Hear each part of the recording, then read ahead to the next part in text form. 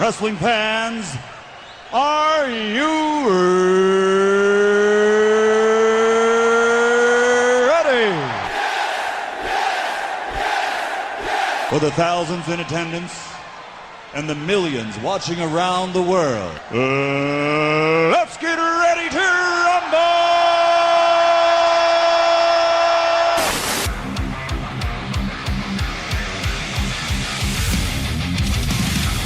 And now, please welcome at this time your hosts, Graham GSM Matthews and RJ Marceau. You're listening to the next era of wrestling radio. This is WrestleRant Radio.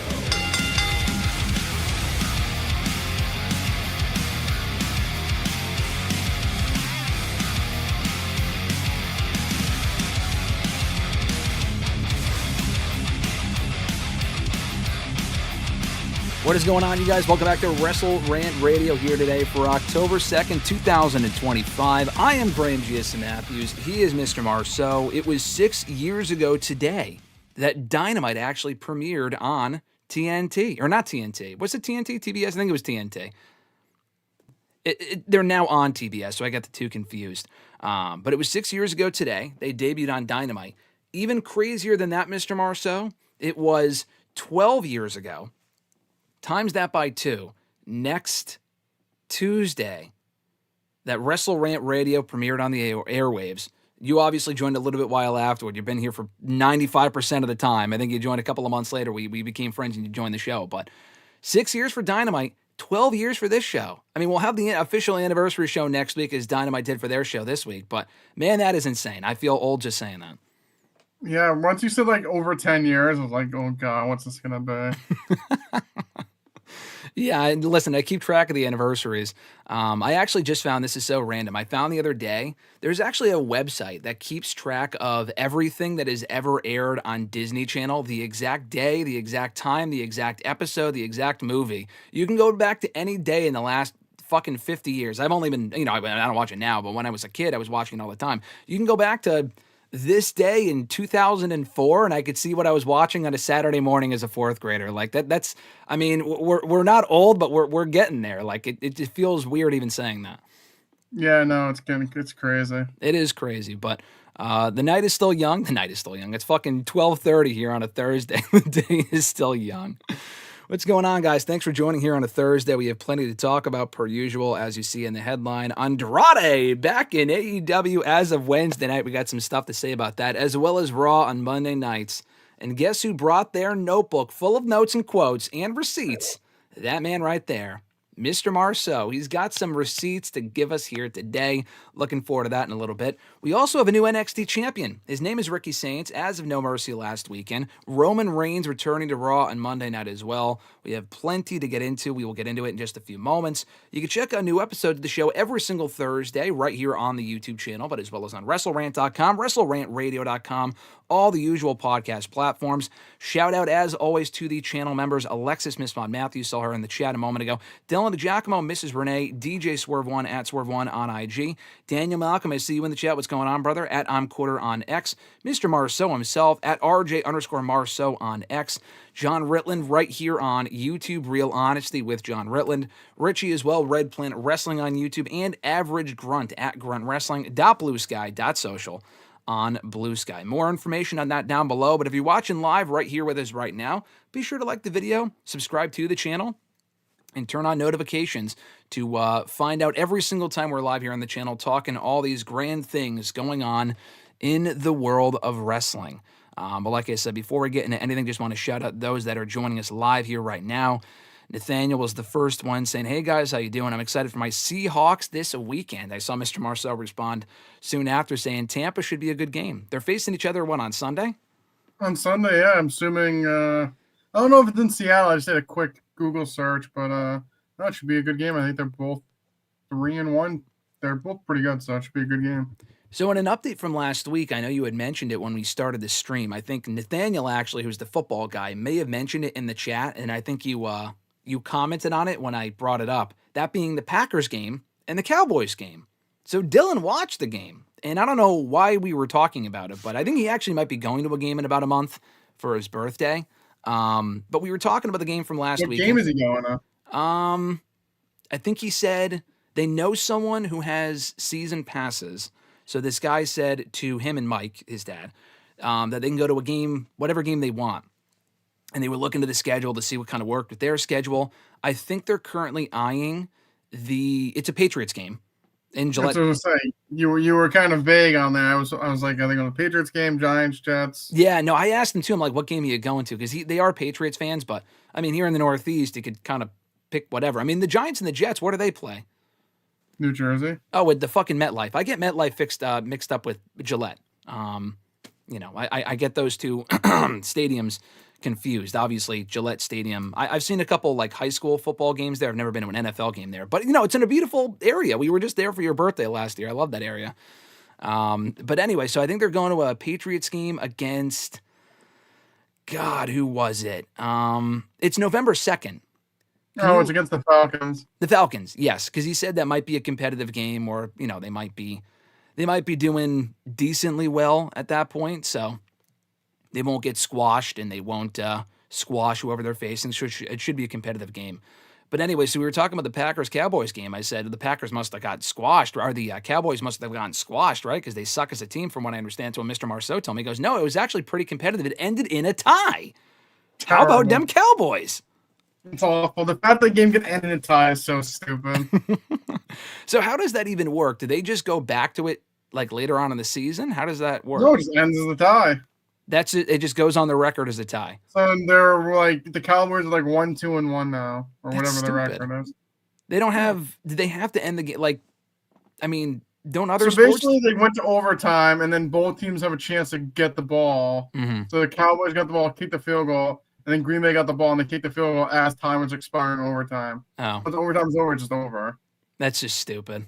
Yeah, it should be like something. It should be a winner. The tie's dumb. Yeah, ties are dumb. There always should be a winner. I thought when he said that, I was interested because I thought the Cowboys. I thought they were going to do poorly, but hey, listen, I'm getting back on that Cowboys. I'm still a Chiefs fan at the end of the day, but Cowboys, they might have a chance this year.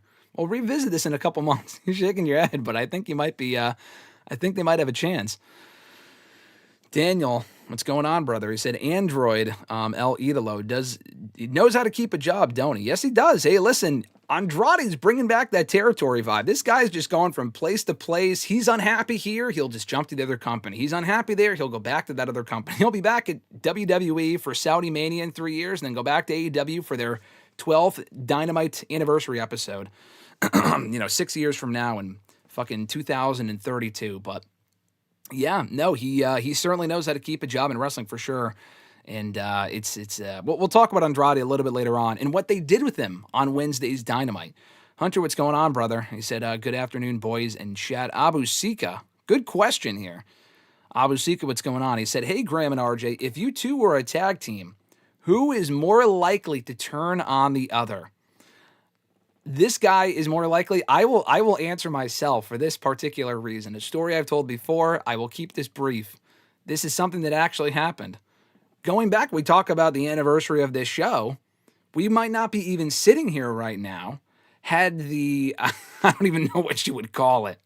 But 11 years ago, back in 2014, after about doing the show for a year, I wanted to take it in a different direction where I didn't say this to him word for word, but over a text like a fucking breakup. I said to him, hey, maybe we won't have you on weekly. We'll have you on sporadically or like once a month for pay-per-view predictions. I kicked off Mr. Marceau from the show. Did not last long. I brought him back soon after, realized it wasn't working out that way, thought it was dumb, brought it back. We've been doing it ever since.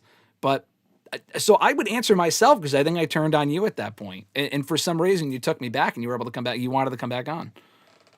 Yeah, I guess technically, yes. I mean, I think in a wrestling sense, I would probably be the one turning heel, but I mean, I guess you did have a little heel turn there. A little heel turn there. It was more short-lived somehow than the Acclaimed breakup. They broke up earlier this year, and now they're already teasing getting back together. It's like, are we fucking kidding? I mean, come on, man. I think that's a proper answer. Lapdog said, the whole invasion angle makes no sense. Didn't TNA invade because they're upset that Trick is their champion, yet TNA was okay with having NXT talent Kalani Jordan lead team TNA versus NXT?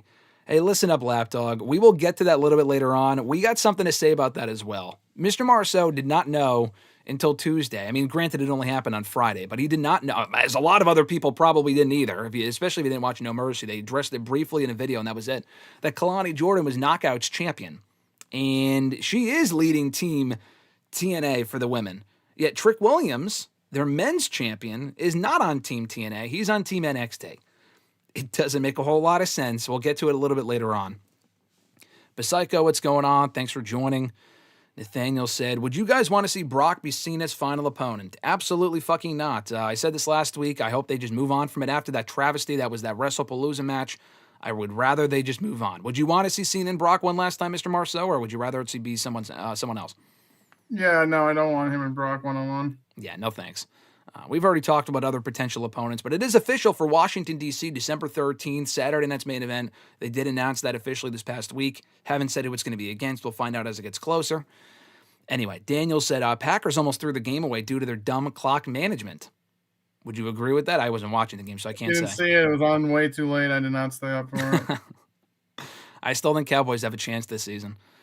Nathaniel's got the Dodgers and Mariners that they can win the World Series this year. Didn't the Dodgers already win?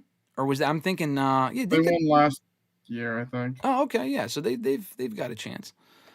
Andrade never having a non-compete should be studied. Yeah, he did not have a non-compete clearly when he left WWE this time, as of a month ago, because his release was announced not officially by WWE, but it was reported less than a month ago. And the last time he left WWE, he worked into his contract or his departure that he would not have a non-compete. That was back in 2021.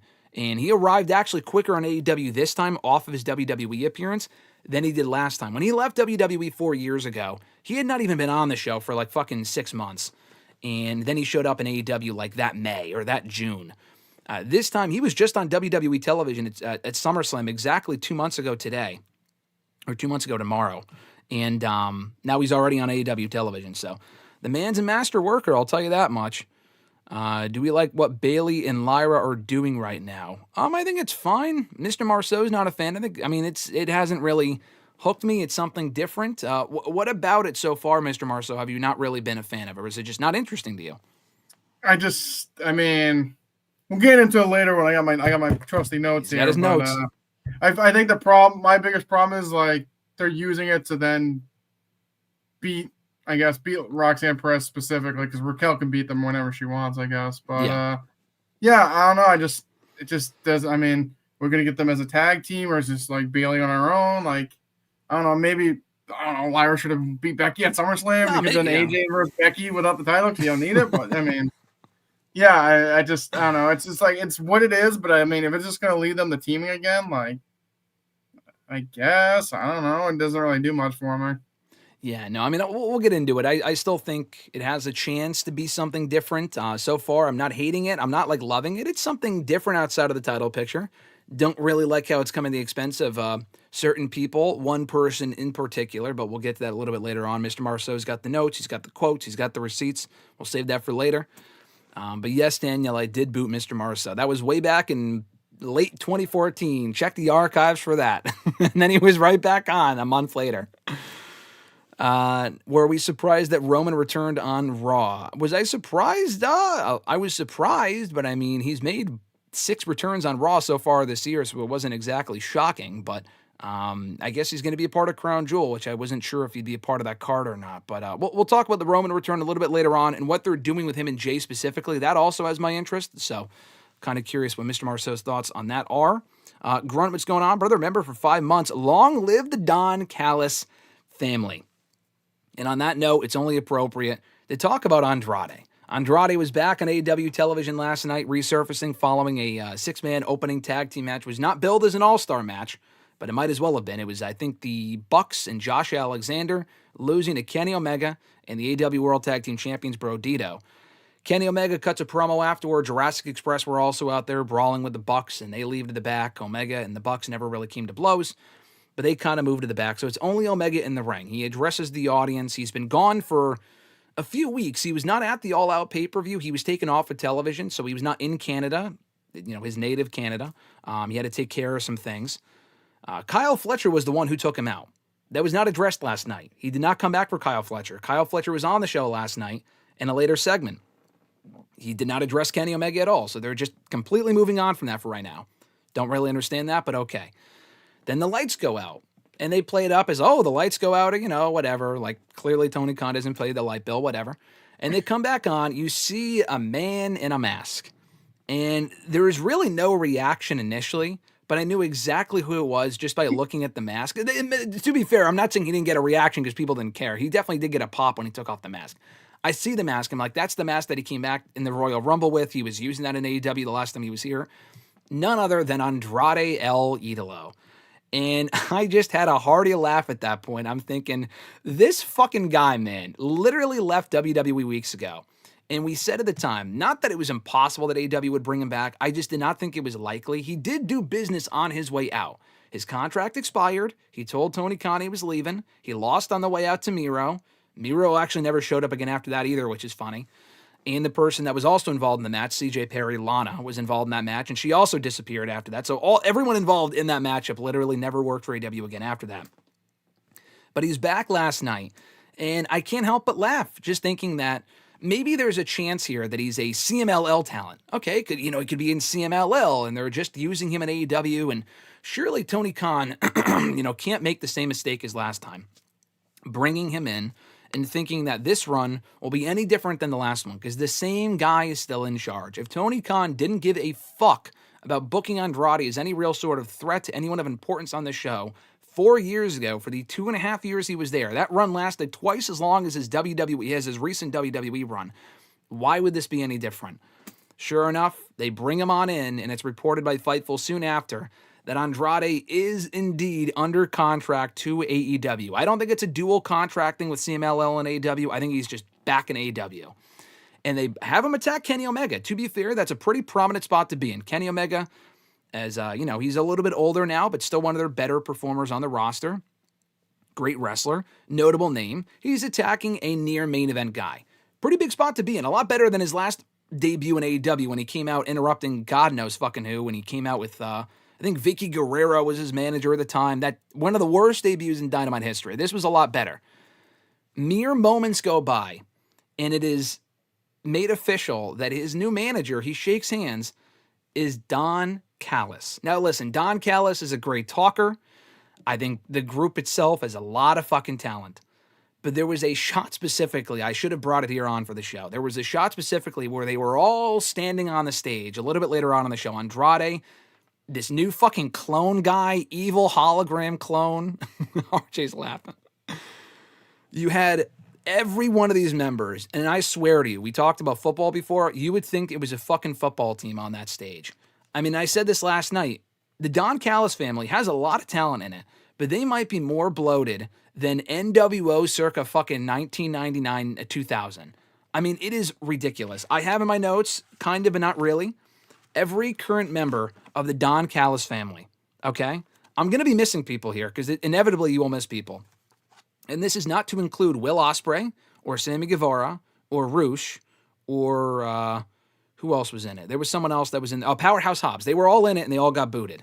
Currently, the Don Callis family consists of Andrade El Idolo, El Clone, Hologram's evil clone, because Hologram's off the show, I guess, Konosuke Takeshita, Okada, Kyle Fletcher, the current TNT champion, Hechicero, Rocky Romero, for anyone that gives a shit, Trent Beretta, Brian Cage, Lance Archer, of course. I think I'm missing people. Hold on. I have to cheat. I have to look. I pulled up the list just in case. Hold on. Josh Alexander, how could I forget? Oh my God, how could I forget? Wardlow joined the group. How could I forget? Of course, fucking Wardlow's in there. And Mark Davis, who got hurt, who joined and then got hurt like a fucking week later. He is also still technically in the group. And Don Callis himself. So currently it's Don Callis, Takeshita, Fletcher, Beretta, Archer, Cage, Davis, Alexander, Romero, Hechicero, Okada, Wardlow, Idolo, and El Clone. That is the entire Don Callis family. Listen, great group, but I mean, do we honestly, is this a better spot than Andrade was in 4 years or 2 years ago when he left? Yeah, it is, because he wasn't really on TV that much at the time. And the Don Callis family gets a lot of TV time, and I'm looking forward to Omega and Andrade. But he is just one man in a 12-man group. Again, you're just throwing him into a fucking faction. What's the difference? Wasn't he in the Andrade family office last time with a bunch of losers? God. No, you're thinking of the first faction he joined. You're forgetting about Lafayette, Faction Ingobernable. Of course, he was with Rouge and Realistico and those guys, Albis Mortos.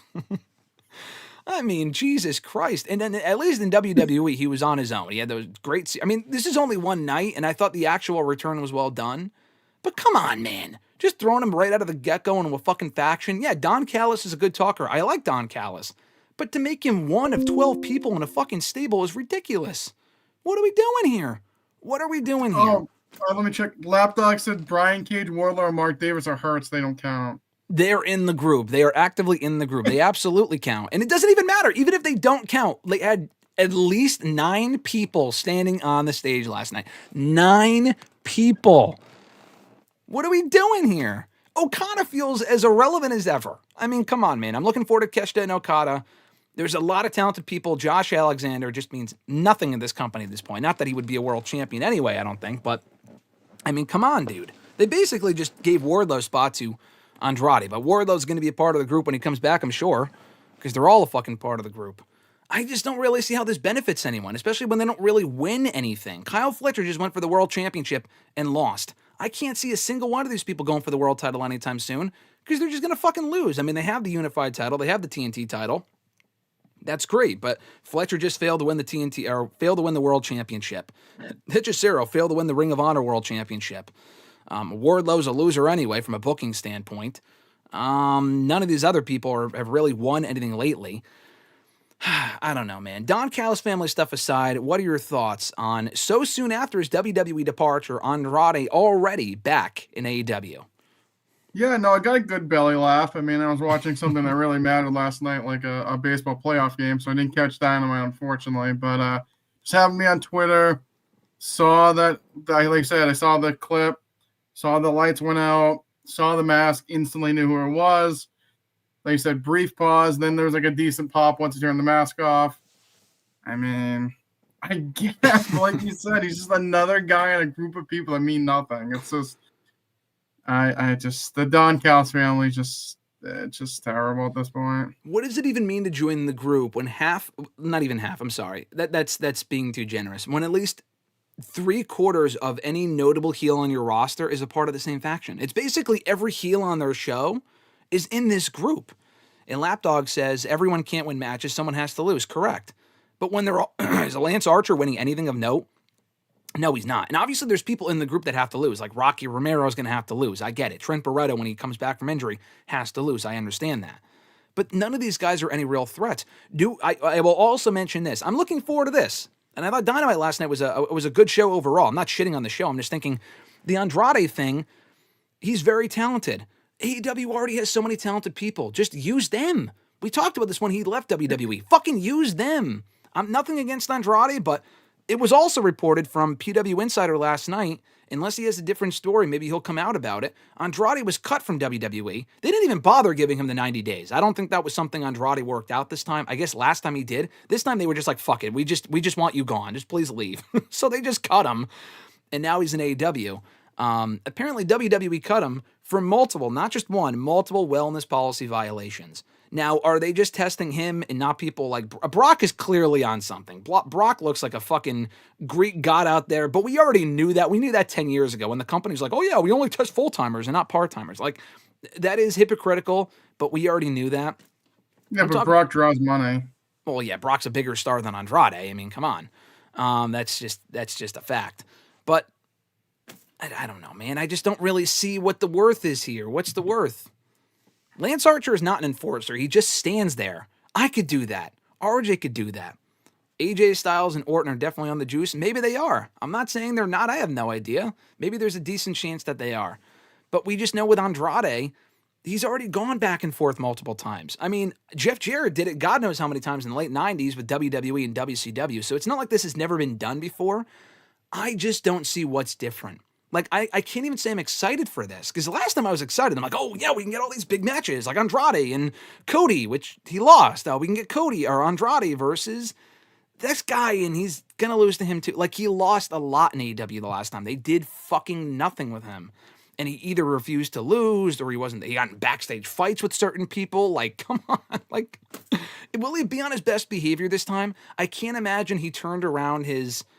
Like, he didn't burn bridges, which, he left on good terms last time, shockingly, but I just can't think this is going to be anything different than the last run he had in the company.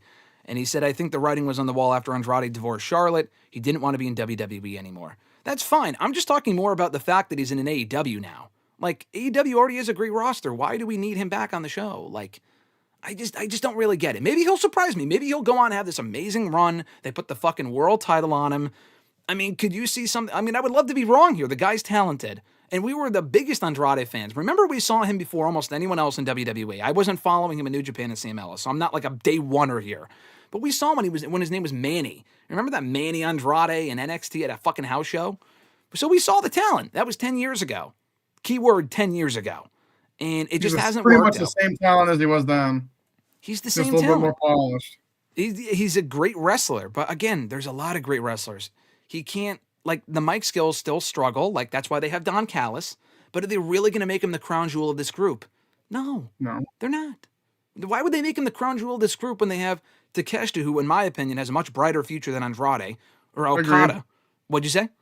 So I agree with. I feel like Takeshita's the guy in the group. Yeah, no, I agree. I feel like he's the guy. You also have Okada in there, who is, I mean, that Okada should be a big deal. He's just not right now. He's not as big of a deal as he should be. I don't know, man. Yeah, he can work in CMLL, and that's great. I just don't see the point of having him in AEW. I mean, it's great for a shock factor. Oh, he's off WWE television. He's here. Okay, what next? He faces Omega. Does he beat Omega? Yeah, like you said, Lapdog, Andrade's nothing more than a mid-carder. So then what's the point? I mean, if it turns out to be a headache, then I just don't understand the purpose. I really just don't get it. I don't really get it. But I would love to be proven wrong. I would love for him to go on this tear and have these amazing matches. I'm sure he'll be in the Continental Classic again, probably having some kick-ass matches. Would love to be wrong, and this run works out amazingly well. I just don't have high hopes for Andrade and the fucking Don Callis family being one of... what was the number I told you? Let me check the number here. I got to pull out the notes. One of 12 people.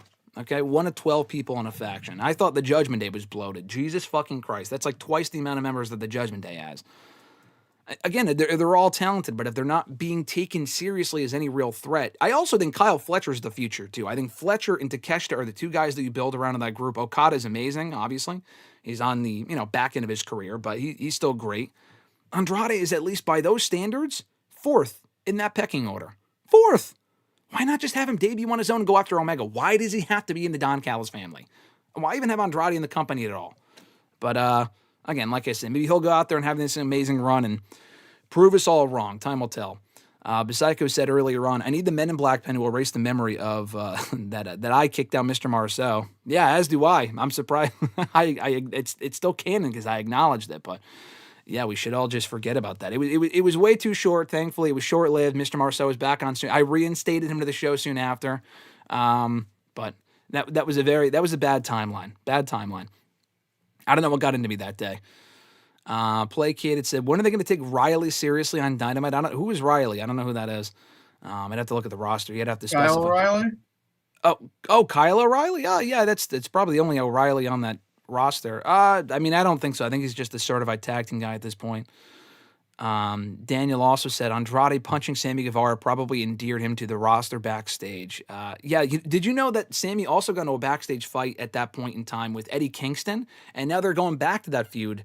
As of last night's Dynamite, they were indicating that they're going towards Sammy and Eddie Kingston, which is just so random. And Eddie Kingston's had nothing to do with Sammy since he came back to the company, and I don't know. I'm not really sure what they're doing. Is he going to miss his spinning back fist and knock him out, too? Or... I saw the clip the other day. I was in tears.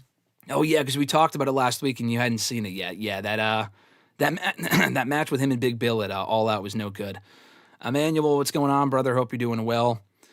Millennial Noob, hope you're doing well as well. Thanks for joining. Fernando, I see you there in the chat. What's going on? Placated asked, Do we think Charlotte sabotaged his WWE run? I don't think so. I don't really think he had anything to do with it, or she had anything to do with that. I mean, she was hurt majority of the time that he was there. Yeah, he came back. Yeah, he came back Royal Rumble. And she got hurt recently, right after that. Yeah, no, she actually got hurt like a month before at the SmackDown that we were at, the Tribute to the Troop show. Yeah, so she wasn't even there. She wasn't even on the road with them at that point. I think that contributed to him coming back to the company in the first place so he could be with his wife. Was their divorce a factor for why he didn't want to be there? It's possible, yeah, but I also think it's a combination of that, creative, him just thinking that he's a bigger star than he actually is. We said that at the time, too, a couple weeks ago. I think that he thinks that he's like the next big thing. He should be like world champion. In 2025, I'm sorry, at least in WWE and AEW, that's not going to happen. That's not going to happen. Maybe in CMLL, maybe he could be the next CMLL world champion. But in AEW, even in AEW, WWE, it was never going to happen in 2025. Maybe once upon a time, but not with the rosters they have now. And then that's not to say WWE couldn't have booked him better. I'm just saying that, I think some of it, a decent portion of it falls on him and how highly he thinks of himself, probably more than he should. Lapdog also said Andrade gets more heat with Callis than he would anyone else. Unless he joined the Death Riders. Oh, no, that would be it. I mean, if he joined the Death Riders, that'd be fucking awful. So, I mean, he probably made the right choice by being in the Don Callis family. He'll get heat, but again, how often will Andrade be on the show? What is he doing outside of the Omega stuff? I mean, the Omega thing is a great start, but if he's barely on the show and he's an afterthought in a group where he's fourth or fifth down the totem pole, he's not really benefiting from that. Yeah, exactly, Daniel. He said, I kicked off RJ and immediately I realized I had to pivot. Tyreek, what's going on, brother? Great to see you here in the chat. He said, hi, Graham. Hi, RJ. Tyreek, we got to know about Love Ziggler, my man. I've been asking this for 6 months now. I don't think we'll ever find out, but... Wait, no, Tyreek. Tyreek no, said... I'm not leaving. No. He heard that. He won't listen to Love Ziggler, but he'll ask about RJ leaving the show. No, RJ's not leaving. I said I kicked him off very briefly once upon a time 10 years ago, and then I brought him back a month later. It was still one of the biggest mistakes I've ever made, one of my greatest regrets. But he's back now. He's been back. I'll never forget. Well, I'll never forget either. It still haunts me at night. I still lie awake thinking about the mistake that I made 10 years ago. Yes, Richie's also here. Tyreek is here. Tyreek, please stay and explain to us what Love Ziggler is. Fernando, good question. Will we see Britt Baker return to wrestling in 2026? I would think. I mean, she's literally been off the show for a year. She's not her. They just haven't used her. Do you think we see Britt Baker back in wrestling next year? I would think so. I just don't know where. Yeah, no, I would say so. Like you said, she's been off for so long. I mean, I highly doubt she'll be in AEW at this point, but yeah. I think she'll be back wrestling. I also will say that the AEW women's division without Britt Baker has not missed a beat. I have my criticisms of the Mercedes Moné promos and whatnot. She's a much bigger star than Britt is, far better in the ring. I think they're just kind of past the whole Britt Baker experiment.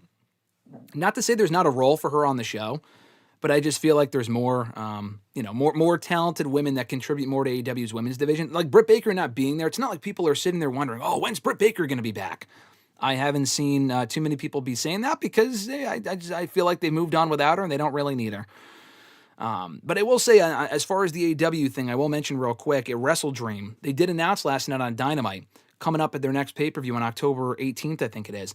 It's going to be Adam Page and Samoa Joe for the AEW World Championship. Very random match. They set it up literally with just a quick angle on the show last night.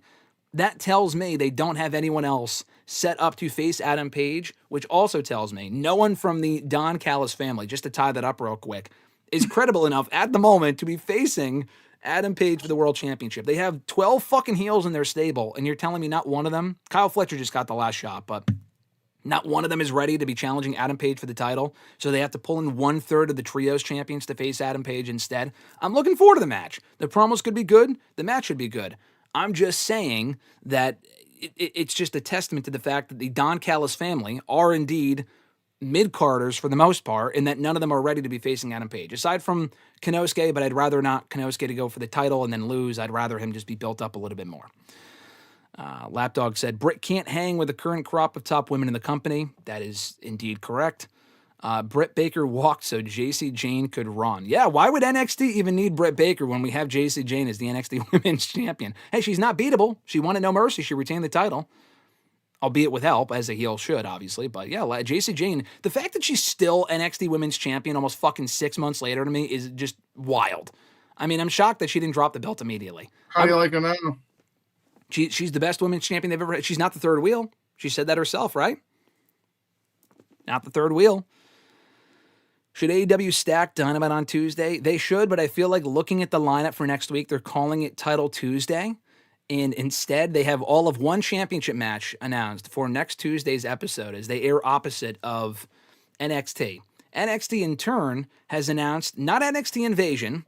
They had to change the name. It falls on the anniversary of the Israel whole incident from 2 years ago. So understandably, I could see why they changed it. I literally said on Tuesday when someone asked me about it, I said, would they change it? And I said, someone asked, would they change it? And I said no, because I feel like they wouldn't change it unless WWE was like getting a lot of negative feedback. Oh, this is offensive. And I didn't see a whole lot of people saying that. I saw some buzz about it, but shockingly, they did change it. So it's called Showdown now. But they're doing 2 Survivor Series style matches coming up on Tuesday with Team NXT, Team TNA. You got Ethan Page defending the North American Championship against Mustafa Ali, which is really cool because Ali was supposed to challenge for the championship 2 years ago before he got fucking fired out of nowhere. So they're giving him the shot that he was supposed to get 2 years ago. And they're also doing the Hardys in Dark State for both sets of tag team titles, for the NXT and TNA tag titles. So that's a pretty stacked show. NXT's not really must-see most weeks. I enjoyed the Homecoming episode a few weeks ago. Invasion, Showdown, what have you. It's looking like a pretty stacked show coming up on Tuesday. AEW is just rolling over and dying that week for whatever reason. But as you noted before we got going here, Mr. Marceau, Kalani Jordan is the new Knockouts champion. And she is leading the team, not for NXT, considering she's a part of the NXT roster. No, she's on Team TNA as the Knockouts champion. But Trick Williams is the NXT men's champion, and he's on Team NXT. But not as the captain. That's Ricky Saints. Can you please make it make sense? Because it doesn't make any sense to me. Well, none of it makes sense. I mean, the fact that the majority of the people that are on Team TNA worked for WWE, and it just makes no sense, honestly. But yeah, no, it's just, we're just doing an invasion for an invasion, I guess. I don't know. They're also just rushing it to combat AEW on Tuesday, because I would have rather see this saved as like a pay-per-view, or as like, this looks more interesting than whatever they're going to be doing at Halloween Havoc in a couple of weeks. Like, No Mercy was a fine show. Ricky Saints winning the championship was the only really thing worth noting from that show last weekend. I would have rather they save this for a little bit later on. But yeah, the whole invasion thing when Kalani Jordan's still a part of the NXT roster, but she's representing TNA. And then, can you please mention to me, Mr. Marceau, I feel like you have it in your notes. If you don't, I can check my notes. Yep. Who's representing TNA? The men's match looks stacked. But the women's team for NXT, I'll pull up the NXT women's team. If you can tell me the TNA team, that'd be great. I think the NXT women's team consists of JC Jane, of course, NXT women's champion. Lola Vice, who just challenged for the championship unsuccessfully, makes sense. Jada Parker, who beat Lash Legend on Tuesday. And Sol Ruka, a double champion in NXT. Pretty stacked team. So you're going to tell me, right, that TNA's team is also pretty stacked right now, right? No, yeah, it is. I wrote down here like I said, I wasn't around for Victory Road on Friday. I saw Kalani Jordan won the belt. Indy Hartwell I saw she was special guest referee. Yep, she was. Very nonchalant pinfall. I saw that, but Kalani Jordan wins. Yep. So Kalani, NXT talent, been there for years. She's TNA World Champion, so now she's head of team. It makes a little bit sense. But she works for TNA now, right? She works for TNA. Yeah, she works for TNA too. Yeah, I saw it on the website and everything. Okay. So her first 2 picks, because why would you want one? I mean, 2's better than 1. She picked. Let me check. She probably picked the TNA Knockout World Champion, Tag Team Champions, I would assume. Of course. No. She picked the Inspiration. Jessa McKay and Cassie Lee. Oh yeah, they used to work for NXT. You might remember them as Peyton Royce and Billy Kay. They're on her team. And then I thought she stuttered here. She said the blue chipper from TNA, Mara Sade. Wasn't really sure about her. And then I used to work for NXT. Well, 5 years ago. Months months ago. Oh, Jakar Jackson. That's who it was. Wow. 5. Are you sure it wasn't like a couple years ago? No, just recently. But yeah, that's the TNA team right there. Just Kalani Jordan, Inspiration, and Mara Sade. Now listen, as someone who watches TNA, I will tell you, the former Jakara Jackson, I have seen improvement in her. She's actually impressed me from what I've seen her in TNA. She just worked for the opposing company months ago, as RJ just said, months ago. Why would she have any reason to want to represent TNA? Because she got fired from NXT? They didn't make that clear on Tuesday. Ali made that clear in his promo, so I like that. There was no real justification for why she would be on that team. The days of TNA's Knockouts division having stars such as Gail Kim, who made the fucking headlines last week. We talked about that last week. Imagine like the NXT TNA invasion a decade ago. Gail Kim, Awesome Kong, Roxy. The beautiful people were never really that great in the ring, so I wouldn't maybe put them in there. But you have the beautiful. Who was that? ODB. ODB, of course. ODB being a part of the invasion. Who else? Mickey James. Mickey James, But now we have the Iconics. The Iconics. The Iconics. Inspiration. The Inspiration. I'm sorry. The Inspiration. All people that, as you noted, either used to work for WWE or currently work for WWE in Kalani Jordan. I beg of you people, please make it make sense. I would really appreciate it if you could somehow make it make sense. And I agree, Placated, RJ is indeed hilarious. And I also agree, RJ's notes might be as great as his fade. The classic. Oh, Jesus Christ. The classic RJ fade. I'll go back and read everything else in the chat in a little bit. But no, the invasion stuff really does not make much sense. I am looking forward to the show on Tuesday. God help us if Dark State walk out as NXT and TNA Tag Team Champions. That would just be fucking ridiculous. The Hardys have to win. I don't know if that means the match with the Dudleys at Bound for Glory is for the NXT Tag titles as well. Imagine the fucking Dudleys winning the NXT Tag titles. Kill me. But I would love to see the Hardys win the tag titles on Tuesday. I'm looking forward to that show. But what were your general thoughts, Mr. Marceau, on Ricky Saints walking out of No Mercy, the new NXT champion? I was not expecting it. When we talked about it last week, I thought Oba Femi would beat him. I thought we were going back to Femi and Javon Evans at some point. That match that we saw at Heatwave was great. Better than him and Saints from No Mercy. I thought Evans would be the guy. He wasn't. It was Ricky Saints beating Oba Femi clean at No Mercy. I was happy to see it. What were your thoughts? Yeah, same here. I was happy but shocked. I mean, I thought he'd lose here. Like you said, go back to him and Evans made sense. But Saints, hey, it seemed right when he got brought in NXT, he was clearly the guy they were looking possibly one of the next guys. Mm-hmm. So very surprising, and I was stunned. But it was a good match. Like you said, Evans and Femi from Heatwave I enjoyed a little bit more, but I still thought it was a good match. And Saints, the new NXT champion. Happy to see it. What does this mean for Oba Femi, who is now no longer NXT champion? He's not a part of NXT Showdown next week unless he shows up. He's not on either team or whatever. He's not representing TNA. Maybe he'll screw over NXT. Who knows? But more importantly, what does this mean for his main roster future? When do we see him on Raw or SmackDown? And what would you do with him when he gets there? I mean, yeah, it just really depends on when they call him up. I feel like lately they've been doing kind of the Royal Rumble, and they start kind of right after that. So I guess we'll see. I mean, I assume he'll get a rematch at some point, lose that, and then maybe just get ready for the main roster from there. I would say I would wait till after the new year. I feel like that's what they normally do. Mm-hmm. But I mean, he's done with NXT at this point, I would say. He should be. Should he put anyone else over on his way out? Like Tony D'Angelo was seemingly main roster bound as well. He finished up the whole Mafia storyline he was doing earlier this year, which was not really interesting to me, but he wrapped that up. He apparently got kind of like knocked off in a vignette style like it was the fucking Sopranos, which was cool. That was months ago. He has not showed up anywhere else since then. I think he's in witness protection program. Do you keep Oba Femi off the show until he shows up on Raw or SmackDown, until they have a plan for him? Or would you put him back on NXT in the meantime? Yeah, I mean, I think realistically, maybe he puts over Evans. I could see that. That's what I would probably do. Maybe he puts Evans over as the last guy he loses to, and then he goes to the main roster. I think that would help Evans a ton. He's lost a lot of big matches, so yeah, that's what I would do with him. I'm looking long-term here. I know Javon Evans has already been in NXT for a year and a half. Ricky Saints only debuted earlier this year. Ricky Saints is obviously more main roster ready at this point than Javon. Although Javon has really improved, I was going to text you, I forgot. The match with Sammy from SmackDown last week was fucking awesome. I really enjoyed that match. I think that caused his stock to give him a real credibility boost in a big way.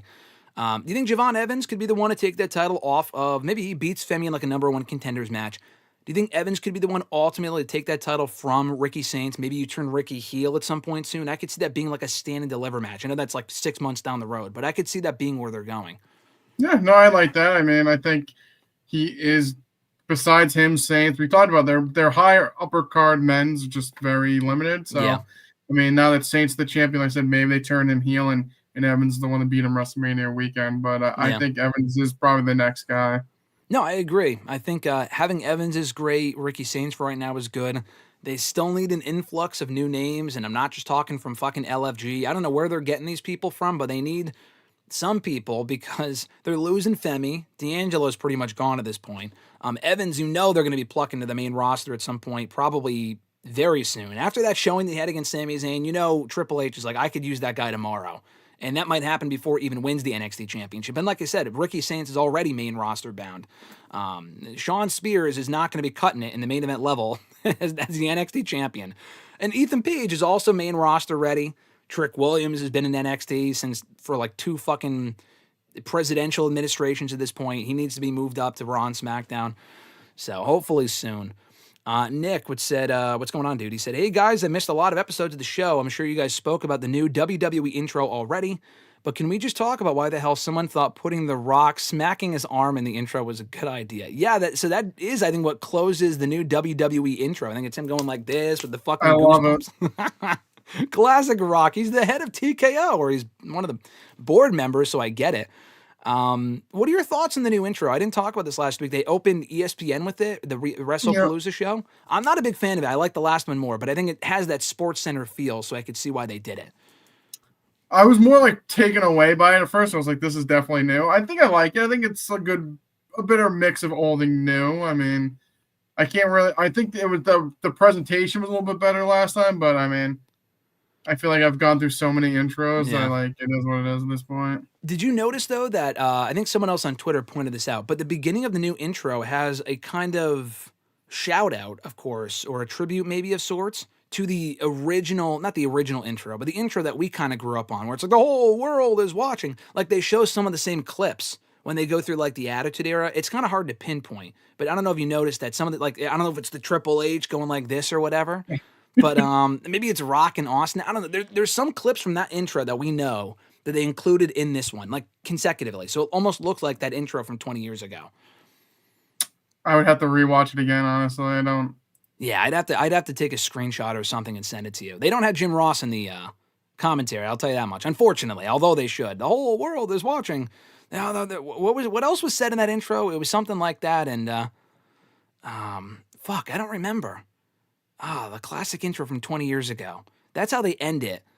We got a wrestling match here tonight, folks, or something like that. Like Vince starts off with that. It's a great intro. I still don't think they've topped it. But I think the one they used before this past one I really enjoyed. It kind of gave me like Marvel vibes personally. Dynamite never does well when they switch nights or time. They don't, but I feel like they should probably stack the show more than they did for next Tuesday, Lapdog. Come Tuesday, yeah. Von Wagner, baby. Where's he at right now? I agree, Emmanuel. NXT TNA TakeOver was right there. How the fuck do you not call this show TakeOver? Showdown sucks as a name. I get why you can't use Invasion. You had to change it. I understand. Just call it TakeOver. It makes way more sense. I hope the Hardy squash Dark State. I agree, Richie. If Dark State win, I don't even mind Dark State at this point. I don't hate Dark State. Their match with Hank and Tank in the show that we went to honestly wasn't bad. I honestly would rather have them as tag team champions over Hank and Tank. I don't give a shit about them at all. I'm sorry. Yeah, I can't stand Hank and Tank, so. Heavy Machinery 2.0. Ali should win on Tuesday since Jordan is the Knockouts champion. Ideally, yes. Ali should walk out the new North American champion and the Hardys should take the tag titles. But will they do that? Probably not. Yoey Spingucci, what's going on, brother? Said he's catching up on the stream. I hope you enjoy Yoey Spingucci. Thanks for joining as always. He also said, did I kick off RJ for not revealing his Love Ziggler nickname? Yes. Yes, I did. That was the whole reason. That was the whole reason why I booted him off. I wanted to go in a different direction. He wouldn't tell me his Love Ziggler nickname. Tyreek came and went, as he always fucking does, disappears into thin air, doesn't say anything, just thinks that I'm booting RJ off the show in 2025. Why the fuck would I do that? And then he just leaves. So the answer to that is yes. Yeah, Kalani leading the TNA team is fucking stupid. I agree.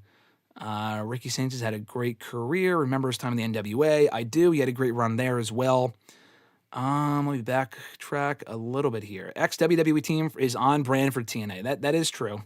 That is true. This NXT TNA leadership debacle is why TK is the Booker of the Year and not HBK. Honestly, I think Tony Khan, I mean, it's only October. It just turned October. Shawn Michaels is not the Booker. I think the whole idea, by the way, of Booker of the Year is just so fucking stupid. I mean, both of these companies have had a lot of head-scratching moments this year. I think Tony Khan might be Booker of the Year of the three companies, like Shawn Michaels, Triple H, and Tony. It would probably have to be a different company. I mean, Tony Khan, to me, would be the Booker of the Year by default, because Triple H, the whole John Cena heel run thing was just so badly booked. I don't know if I can say with a straight face that he's the Booker of the Year, but it's not like Tony Khan has had this exceptional year either. So, I mean, according to Meltzer, I'm sure it's going to be Tony Khan, but I mean, it probably should be, but the whole Booker of the Year thing is just stupid. Fernando did ask, though, what NFL game is RJ most looking forward to coming up this weekend? Jesus, Fernando. Nothing like put me on the spot. Who was it? Daniel. Whoever was talking about the Seahawks Tampa Bay game. I think it was Nathaniel, yeah. Nathaniel, that's going to be a good one. Taking a quick peeky boo. I mean, that looks like it's probably going to be the game of the week. I mean, Washington, San Diego, or LA now, I guess, will be pretty good. Yeah, let's go with those. Also, the game of the night, 49ers and Rams should be pretty good. All right. Games to look forward to.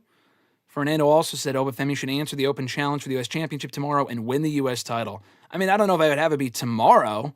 Would you debut Oba Femi that way? I mean, I feel like that might be better than just immediately plugging him into the main event scene, but that could be one way to use him and establish him as dominant right off the bat. Yeah, you could. Like I said, I kind of want him to put Evans over first, but I'm kind of just nitpicking at that point. Do you know who Leroy Slater is? Is that a fighter by any chance? Placated said, how long until Leroy Slater is in WWE full-time? I don't know if that was a UFC fighter or something like that you may be more familiar with. I don't know who that is. He also asked, Fernando asked earlier, RJ, are you a Schroeder fan? I mean, if you look in the chat, you can see how he spelled it. I don't know if that's Shadur. It's about Shadur Sanders. Oh, okay. No, he stinks. He stinks? He stinks. Isn't UFC 320 coming up, like in a few weeks? It's Saturday. Oh, this Saturday. So what are we looking forward to at UFC 320? It's going to be good. It's going to be a good one. It's going to be a good show.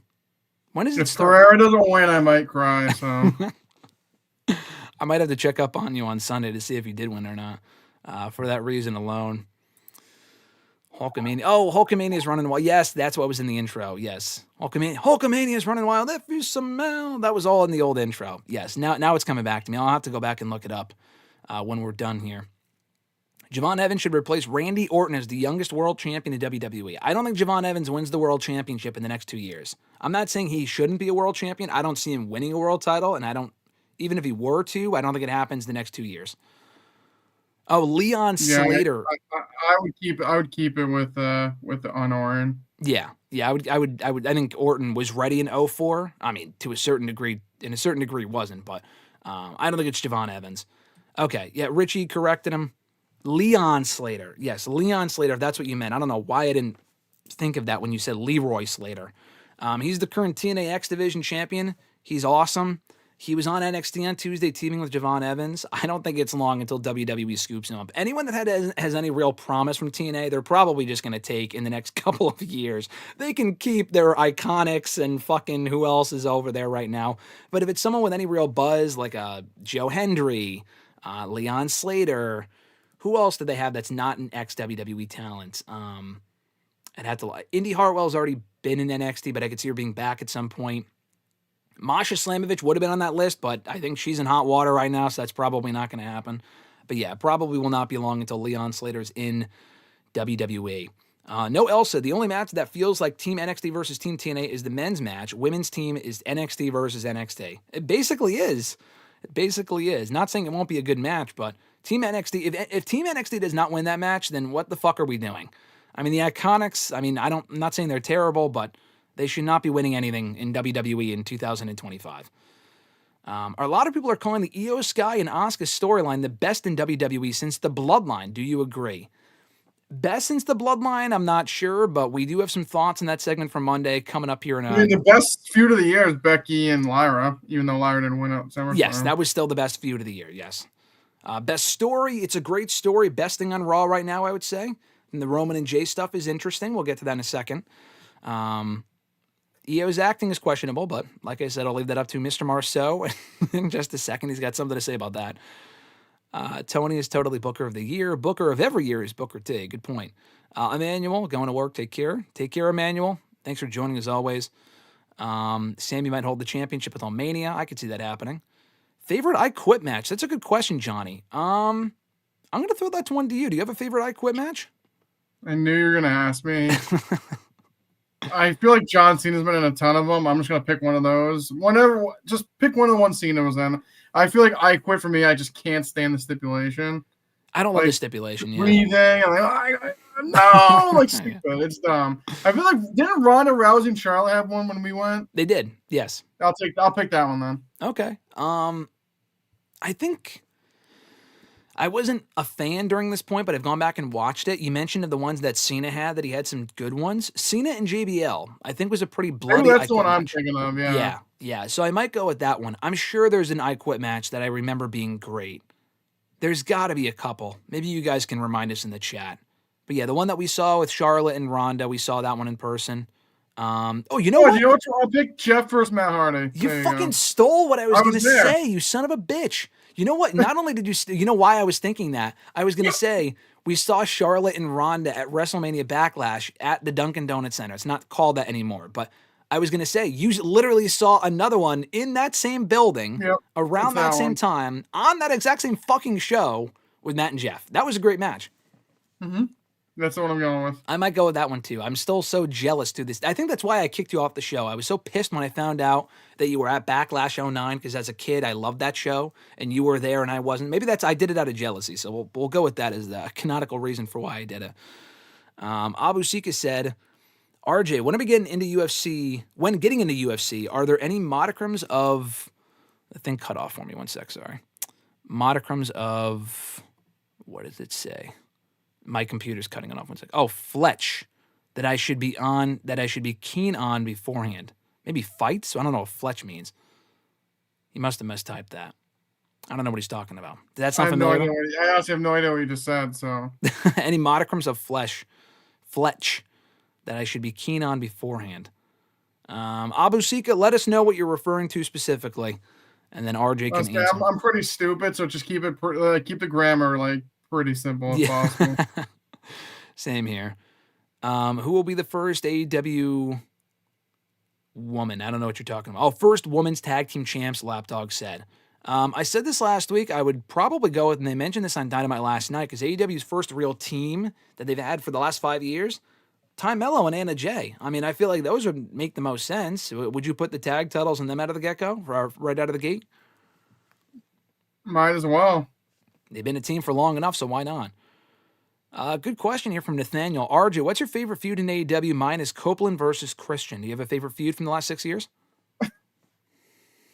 Wow, I got 6 years of work for it. That's good. Probably, I mean, I couldn't tell you one in the last 3, but I mean, I think MJF Punk is probably my favorite that I can think of at the top of my head.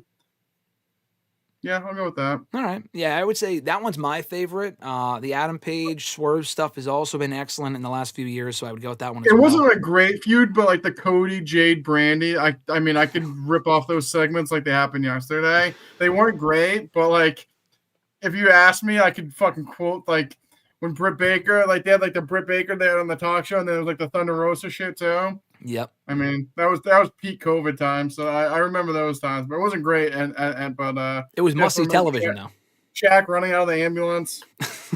Shaq. So shockingly, they did not put that in their highlight video last night. They did the top moments of Dynamite last night, all the great moments from the last 6 years.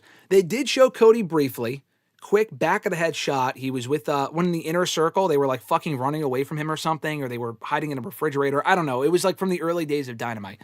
And they also showed Punk very briefly, blink and you missed it. They showed him with the Sting face paint on with Sting. Those are the only 2 times they showed Cody and Punk. What I was thinking of, though, because I saw someone say, oh, they didn't include Jade. And I'm thinking, what moments would Jade even be included in? You had to have shown, because also the woman that she was having a promo battle with is also not in AEW anymore, so that's probably why. Open mic night, bitch? Open mic night, bitch. Brandy Rhodes and Jade Cargill. That is easily one of the most memorable moments in that show's history. How do you not include that? That's my favorite Dynamite moment, or probably AEW moment of all time. Well, aside from Shaq coming out of the ambulance and us never seeing him again. No, I think that might be my favorite. Shaq is still one of them. Brandy cutting the promo of her life. Unreal. Unfortunately, they did not include that last night. Let me check my notes. She referred to Jade Cargill as a heifer? Yeah, and specifically like that, too. That shit was amazing television. Yes, Johnny, Rock and Mankind. I forgot about Rock and Mankind. That was the uncomfortable I Quit match, though, where he like hit him in the head like 1,000 times, and it's on Beyond the Mat as well. That was an uncomfortable one. But yeah, definitely one of the more memorable I Quit matches from over the years, though. Oh, yeah, AJ and Cody from Clash of last year. I forgot about that one. That was a great match. I forgot about that. I was just looking up a thing. Jay and Roman was good when Jimmy came in. And I think that was an I Quit Hell in a Cell match. It was an I Quit Hell in a Cell. Hat on a hat, but still a very good match. I remember that. I forgot about that. During COVID. One of the better COVID matches, too. Should Sammy win the WWE title at Mania in 26 or 27? At Mania. Yeah, I could see him winning it next year, winning the Rumble in Saudi, then winning the championship in Mania. I could see that. What about you? I could see it. Yeah. Punk versus the Elite was Yoey Smanguchi's favorite feud. On screen, unfortunately not. We never got that. They didn't want to work. The Bucks didn't want to work with him, but beyond the scenes, yes. Couldn't manage a target. Yeah, that shit was it's memorable. Certainly memorable to say the least. He said followed by Cody versus Anthony Ogogo. How could you forget? That I could also quote line by line. Cody ended racism. He did. He solved it. Racism doesn't exist. Thanks, Cody. The first not intergender baby. That makes no sense. Interracial baby. Cody and Brandy had the first interracial baby ever. Shad Khan, the bumper. Makes sense. Santos Escobar tweeted a pic of himself with an hourglass above it. He would be great in CMLL and AEW. Yeah, I saw that. Why not? I think Escobar is great, but clearly WWE has done fucking nothing with him in recent years. So if he leaves to go to CMLL or AEW, honestly, why not? He hasn't been on SmackDown in months. What's your favorite Wegman, RJ, including NXT? What is Wegmans, Fernando? Got a lot of typos in the chat. Grocery. What'd you say? Wegmans a grocery store like in the Northeast. Including NXT? What is the? Oh, then that doesn't make sense then. Doesn't make sense. Let us know what you meant, Fernando. Let me see. Abusika also said, will Downstate ever play Cody's music in WWE? I fucking hope not, because the last time they did it in AEW, it sucked. That entrance was awful. If you do you remember that Revolution 2020? I remember it. They sounded terrible. I'm sorry. That sounded awful. Yeah, Yoey forgot all about Santos, as did everyone else. And Edge and Finn Balor was another good I Quit match. I was there for that one at Extreme Rules in 2022. That was another good match as well. Let's talk about Raw real quick here, Mr. Marceau. A couple things from Raw I know you got to talk about here. IYO SKY and Rhea Ripley versus the Kabuki Warriors is officially official. Coming up at Crown Jewel next Saturday, that's going to be a great match. I've really enjoyed this storyline. I think the whole storyline's been great. Rhea saving IYO standing up to Asuka turning on IYO, Kairi Sane being stuck in the middle. Great. It's not all great, though. We opened up Raw this week with their segment, which I thought overall was a good segment. But what was it that IYO SKY, Mr. Marceau, said to Rhea Ripley, and why did that change your thoughts on the segment itself and IYO's, specifically her acting ability, in case you have it in your notes? I don't actually have the quote. It was just really bad acting. As an IYO SKY fan, I think I'm allowed to say her acting is lower than high school level. Oh my God, that was terrible. We talked about it before. I mean, it was very stereotypical. If someone was impersonating someone that was Asian in acting, I feel like that's exactly how IYO performed, and it was terrible. It was awful. I think she said, let me check my notes, we are family, and she needs time. She needs time. It hurt me. It hurt me bad to watch IYO do that. It was tough. It hurt. Luckily, they made up. Like you said, luckily the rest of the segment kind of like threw the rest under the rug. But, whew, I mean, if she doesn't get another world title picture or run, I mean, might just be off that performance alone. It was bad. Yeah. It's not. Do you think it's necessarily a mic skill issue, or is it just her overacting ability? Like, she has to act all emotional. It was the whole like crying, like I think it was the crying emotional acting that was really bad. Because like, yeah, her English isn't the greatest, but I think she's worked on it enough. But just like, it just seemed like a bad movie acting, and it came off like that. Super melodramatic and super over dramatic. Yeah, not great. With the whole like, oh, they're still my. I'm not gonna try to do the voice. It might sound like stereotypical, so I won't do it. But she was like, oh, they're still my family. And Rhea was honestly fine. I thought Rhea was perfectly okay. IYO's acting was fucking atrocious. So maybe let's keep that to a minimum. I'm still enjoying the story, though, and I'm looking forward to that match at Crown Jewel. Not exactly the strongest start to the show, but I thought the segment itself was good, and they made the match official later on. IYO, though, on the mic, keep her a little less emotional. That would be ideal. Dominic beating Rusev to retain the Intercontinental Championship on Monday. Honestly, kind of surprised about that. I thought Rusev might take the title. You were a fan of that. Loved it. Mm-hmm. That crowd loved Dominic. I can't stand Rusev, so I loved it. Really? Not a Rusev fan. Who would you have take the championship off of Dominic at this point? Man, at this point, he's held it for so long, he might never lose it. It's a good question. I don't know. I don't know. I mean, Finn maybe eventually, but yeah, when they do the split, yeah. Yeah. I mean, people are still bringing up the idea. I'm not really sure why. Please don't say Sheamus. I'm not going to say Sheamus. Well, Sheamus should win it at some point. From Dominic, probably not. Sheamus will. He signed a 5-year contract. He'll win it in the next fucking 5 years. People are still bringing up that John Cena should face Dominic for the title and win the title because it's the one championship he's never won. I'm going to ask you this question that I've asked everyone else. Why the fuck, in storyline, would John Cena go after a title that he has not in any point in the last 23 years given a single shit about? Why the fuck would he want that championship in the last 2 months of his career when he has 5 dates left? That doesn't make... I mean, I'm not saying it would be a bad idea. I'm just saying from a story... Why would John Cena come out on Monday whenever he shows up next or after Crown Jewel? He's going to be like, you know what? I want the IC Championship. Those words haven't even left his mouth since 2022. I'm sorry, 2002. Why the fuck would he want that belt now as he's ending his career? That just doesn't make sense to me. Well, because I think if people are saying that that's the one belt he hasn't won. Yeah. So that's why he'd want to go. But like, it just like, what's he going to win the belt and then drop it? Dumb. Dom has had a decent, good reign. So why would you just have him lose the scene and just drop the belt? Yeah. I mean, if you want to do the match on a random Raw when he just shows up. Yeah, Johnny said Grand Slam status. Brother, no one gives a fuck about that on this show. The only person that's ever brought that up is like The Miz. That's it. Did they ever? Who cares? I care. I think it's cool, but no one gives a shit. If John Cena hasn't won it now, he's not winning it. I mean, he doesn't care. The character himself does not give a fuck.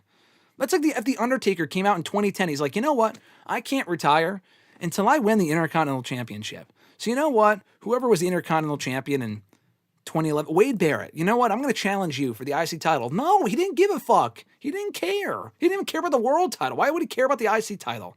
Like, I know John Cena cares about the U.S. Championship because he grew up with it, he came up in the company with it.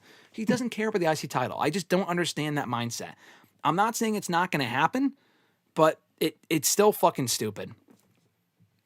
Well, Yobi Spingucci, to answer your question, he said, well, why would Cena turn heel out of nowhere and then turn back babyface with minimal explanation? Because that was fucking stupid too. That was also fucking dumb. I mean, let's not justify these decisions. We said we were some of the only people back in February, check the archives, Mr. Marceau. We were some of the only people before Cena even turned heel. We poo-pooed on the idea because we thought it was stupid. And guess what? The heel turn ended up being dumb because he never explained it. And then he turned back babyface without explanation. The answer to making things even worse is not just doing more things that don't make sense. It doesn't mean keep doing things. Oh, that didn't make sense. So that means what we do next doesn't have to make sense. No, let's try to make it make sense. Brock attacking Cena still didn't even really make sense. He wanted to ruin his retirement tour. He said that in a quick little snippet for 2 seconds in a commercial. That's it. Other than that, he never said shit as to why he attacked Cena. He confronted R-Truth on SmackDown. They had to go back and forth for 10 minutes, but he never really talked about why he attacked Cena. Can we not, in the last 2 months of this guy's retirement run, do things that don't make sense? Just give him opponents that. AJ Styles also doesn't make sense, but at least there's history there. The whole, we're going to give you the match that you guys asked for. We'll make it official. It's not, they're like, the fans made it happen. They don't give a fuck about you. They don't give a fuck about me. They don't care about the fans. They care about making Triple H look like God, okay? But I'm looking forward to the match, so I will take it. But anyway, let's move on here for the rest of Raw. Raquel Rodriguez on Raw this week took on Bayley and beat her. Good match. I thought the match was good. And honestly, in a nutshell, there really wasn't anything wrong with this. Raquel keeps winning. She also beat Lyra a couple of weeks ago as well.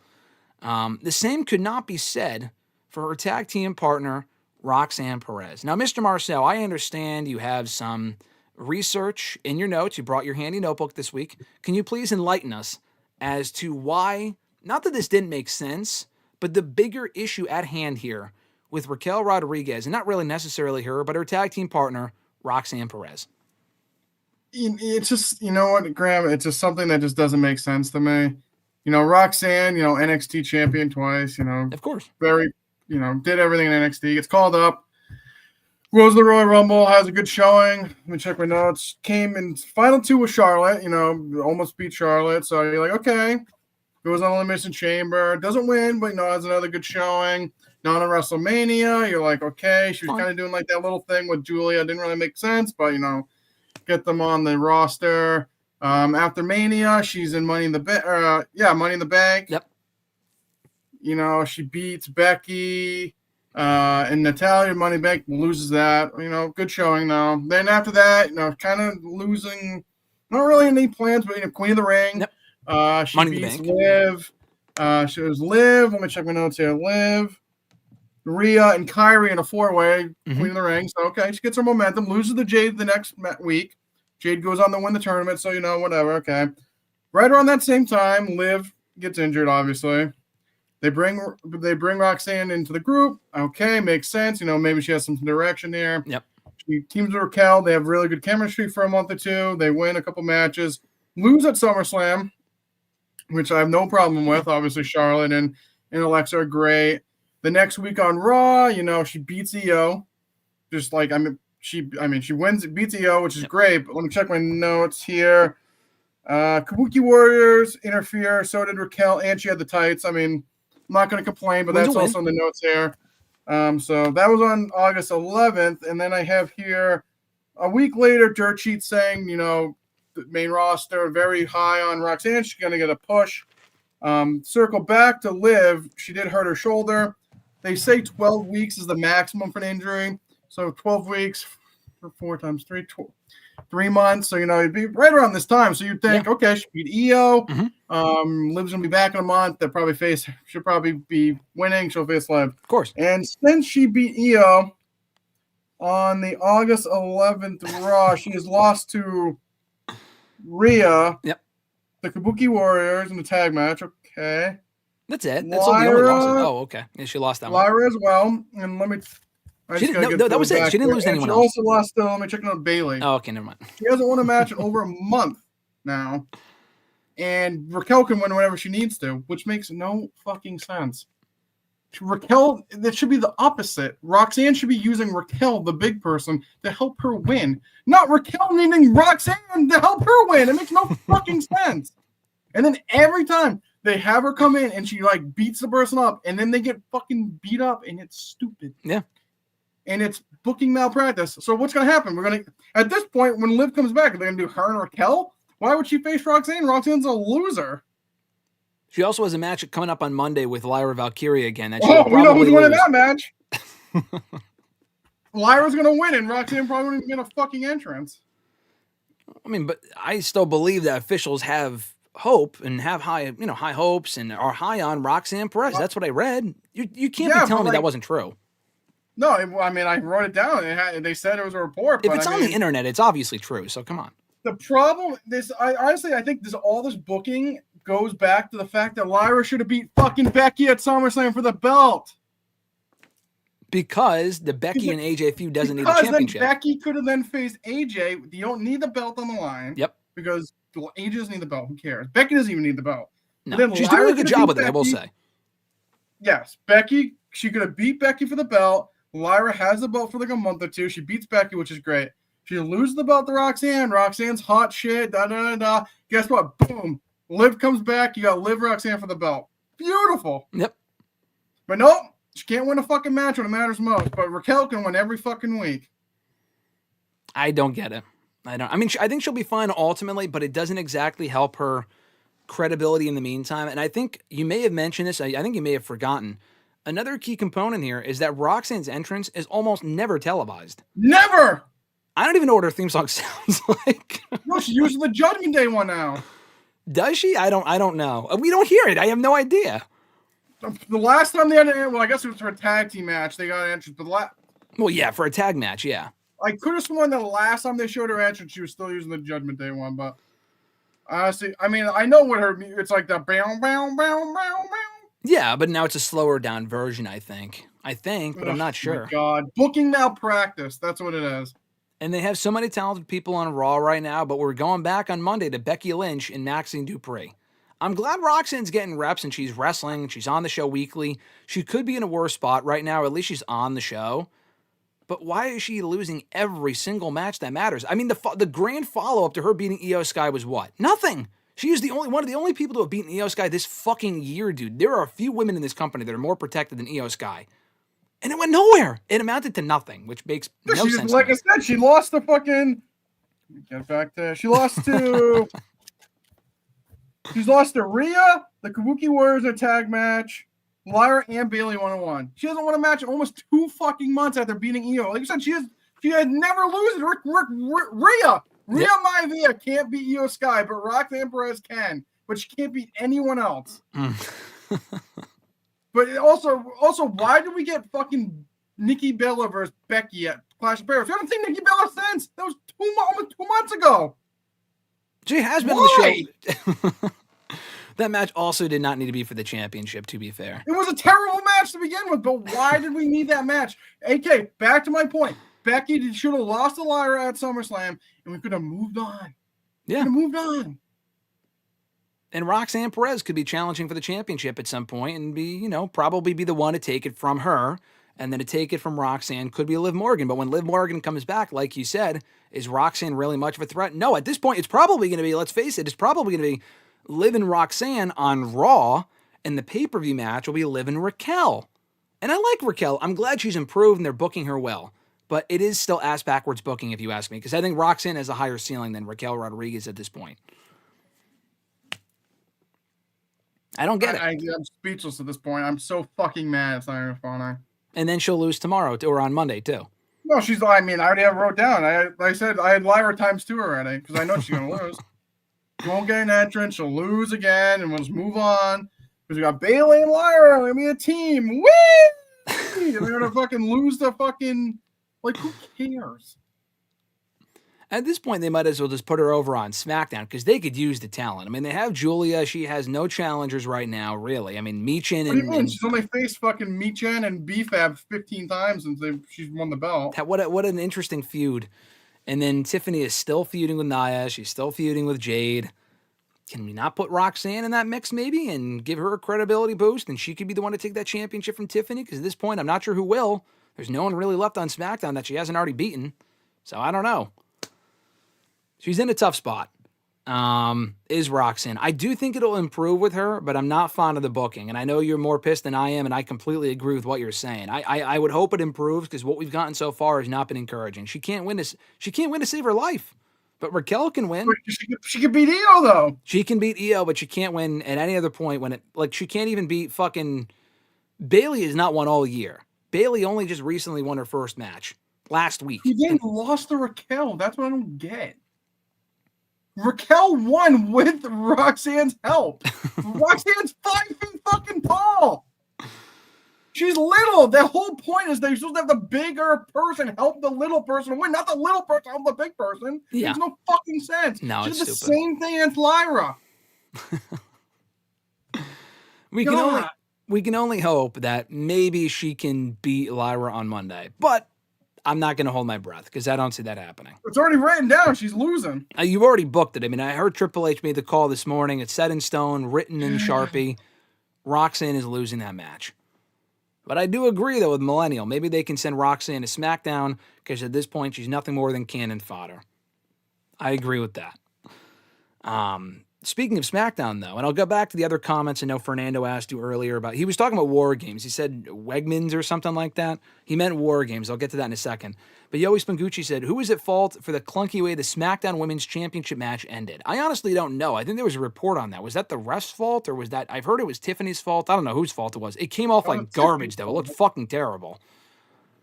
Nia should have kicked out. Nia or the referee. I mean, Tiffany was pinning her, but... Yeah, why would it be Tiffany's fault? Should she have not have pinned her? I don't get it.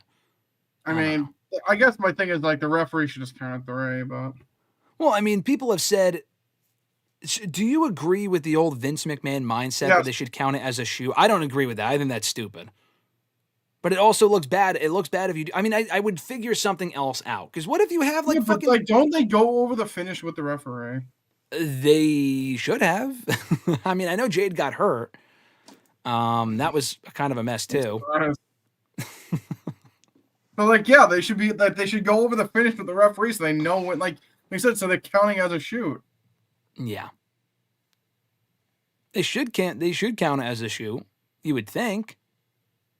It just came off bad, but I mean, I think they with how it came off originally, they did go home quick right after. I mean, she just moved her, hit it with the moonsault 1, 2, 3, and moved on. But yeah, it looked bad. I mean, really, if Nia didn't kick out, if Tiffany was always supposed to win, I would have just had her win anyway. That's the thing. Like, it's not That's as the if thing. That's the thing I don't get is like, even if she was supposed to win there, just count the 3 at that point. Yeah, it's not like Nia was supposed to win or like that would have been stupid. If Nia won by accident, that would have been dumb because it's like, oh, then we got to put the belt right back on Tiffany, and then it would have just been more of a mess. That's why I'm happy they don't count it as a shoot anymore.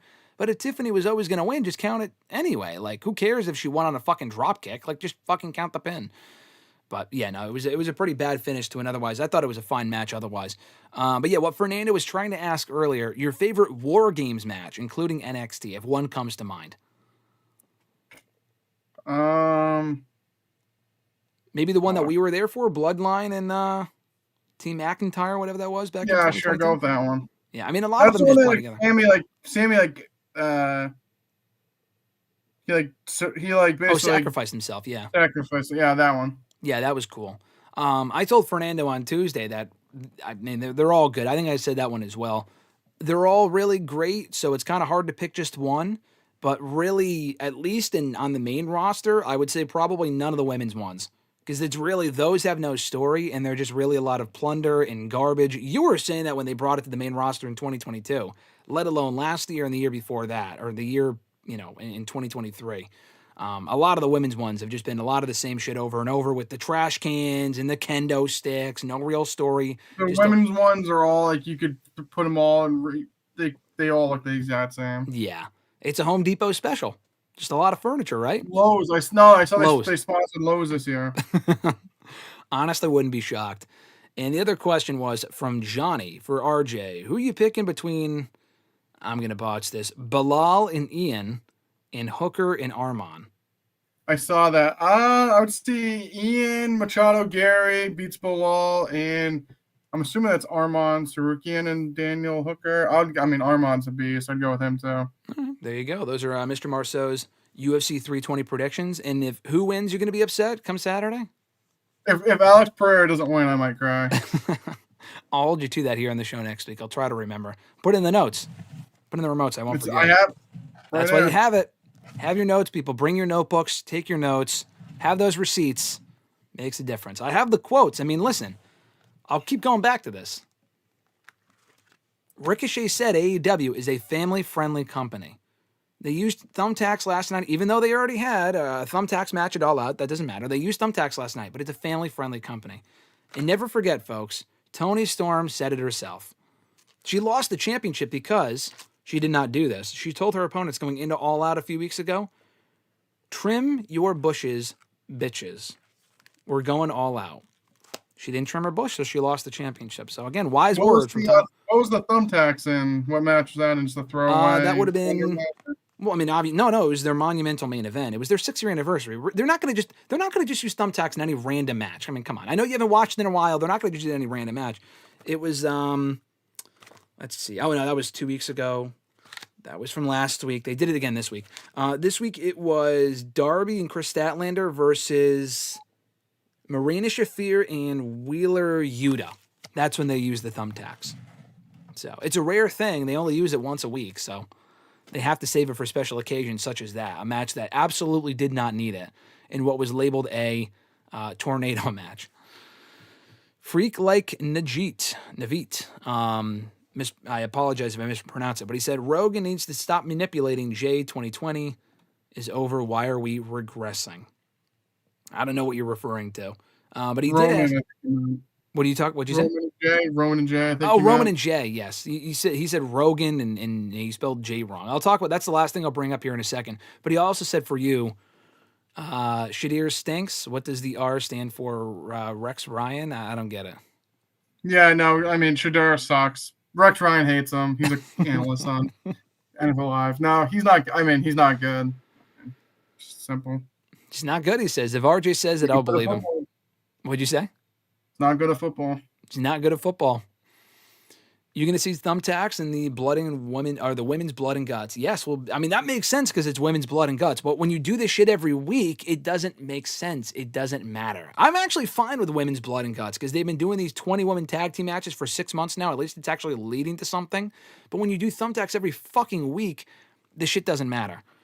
But let's get to what Freak was talking about there a second ago. The ending of Raw on Monday, Roman Reigns has returned once more, helping the Usos beat the Visions, Braun Breaker, and Bronson Reed in tag team action. I don't know what Roman does at Crown Jewel. I don't know if he faces Bronson Reed again, which I'd honestly be okay with to get Bronson Reed on the card in Australia because he wasn't on the card the last time they were there for Elimination Chamber last year. I don't know what he does. But really the bigger story here was that to close the show, he was kind of manipulating Jey Uso, who's been acting more aggressive and like a dick towards LA Knight. Jimmy Uso in the background looking on from afar disapprovingly.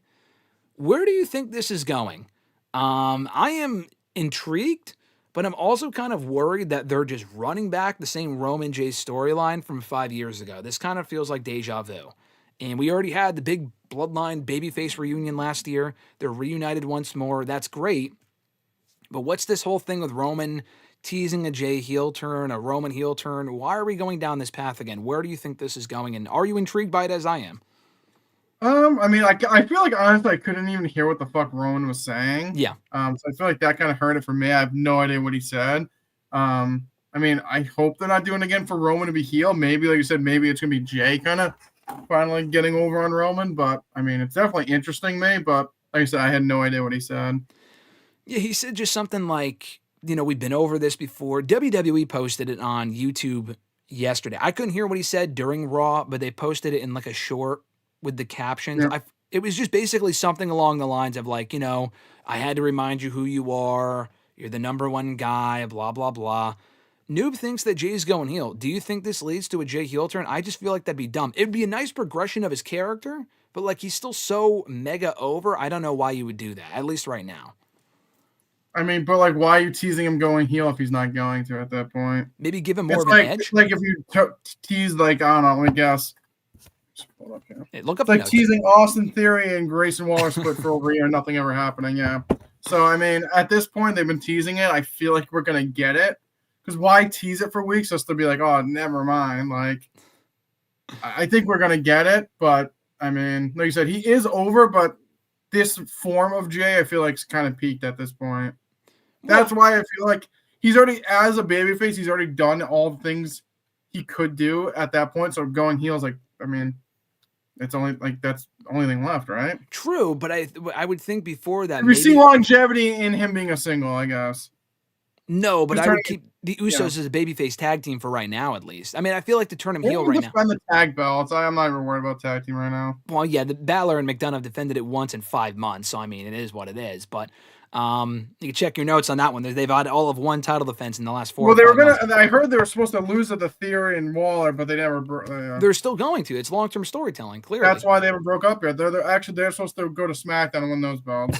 But they're supposed to be, who's the SmackDown Tag Team Champions? Can't even tell you. Wyatt Six? Maybe? Wyatt Six, yep.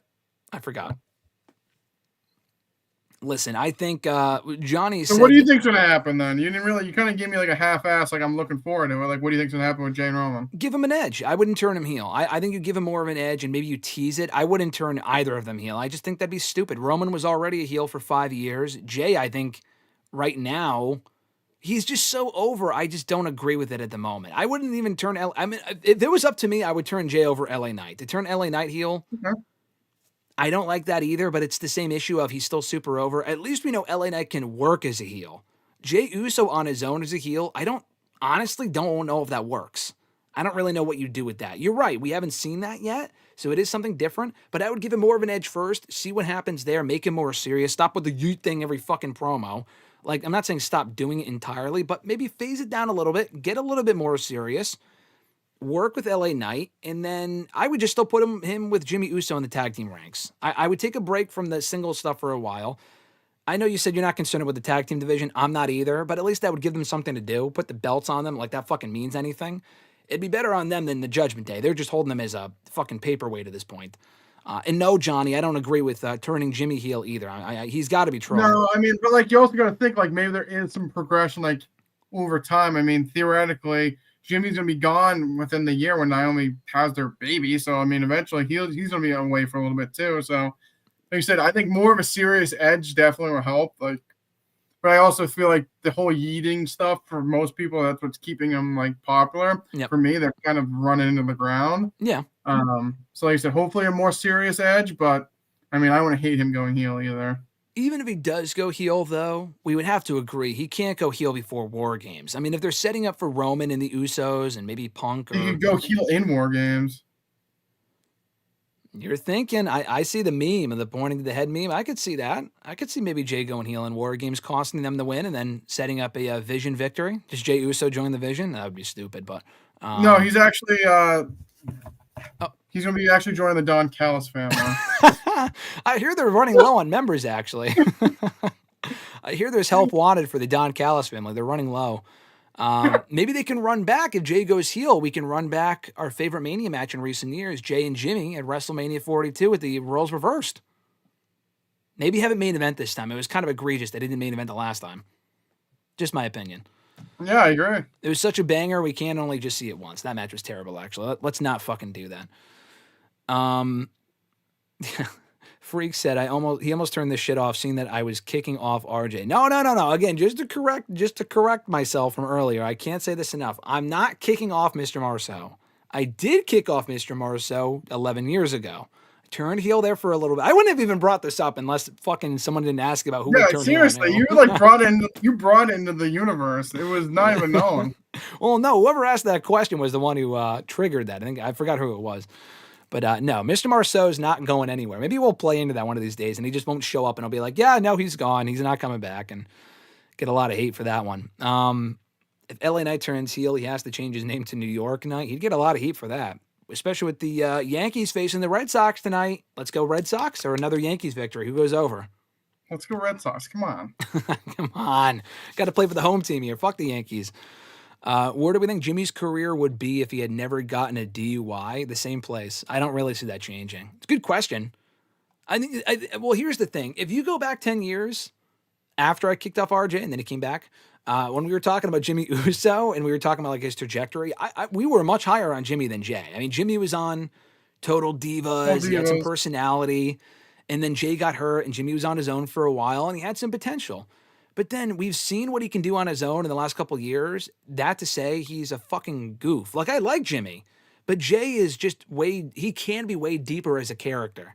And Jey had a lot of great promos, not exactly recently, but during COVID, he was great. Jimmy wasn't all that interesting. Jimmy is fine.